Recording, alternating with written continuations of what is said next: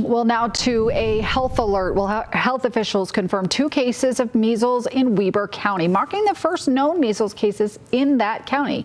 Now, health officials add that these cases are unrelated and they were found in 2 separate Weber County residents. Health officials say they are working quickly to inform the public of possible exposure sites in an effort to alert those who may have been exposed. And as this outbreak continues to spread, Utah health officials say it's traveling farther than you may think. Our Southern Utah correspondent Cannon Seacrest breaks down what that means and what families should know. State health officials confirm more than 200 measles cases statewide, with over 150 of those here in southwest Utah. Health officials say there is no longer an isolated outbreak, and it has now reached the point of community spread.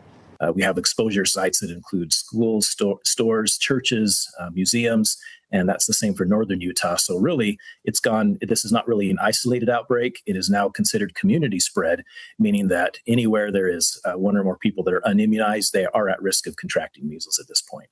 And that's what worries health officials most. Measles can spread fast, even before people realize they're sick. Anyone that even thinks they or the kids might have measles, to please call first before you go into your healthcare provider, because a lot of our exposure sites are emergency rooms and clinics and places where people go to get help, but then they can spread it as well if there's unimmunized people there.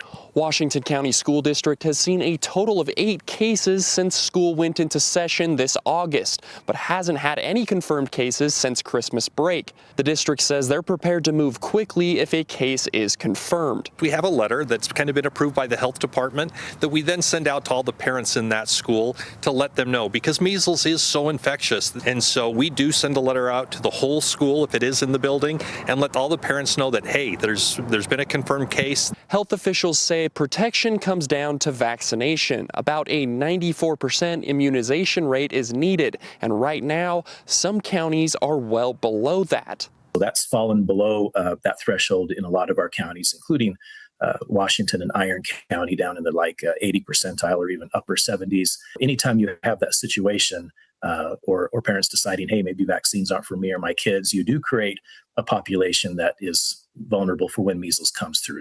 Health officials say if you or your child start showing measles-like symptoms such as fever, cough, or a rash, to call your health provider before going in. Reporting in southern Utah, Cannon Seacrest, ABC4 News.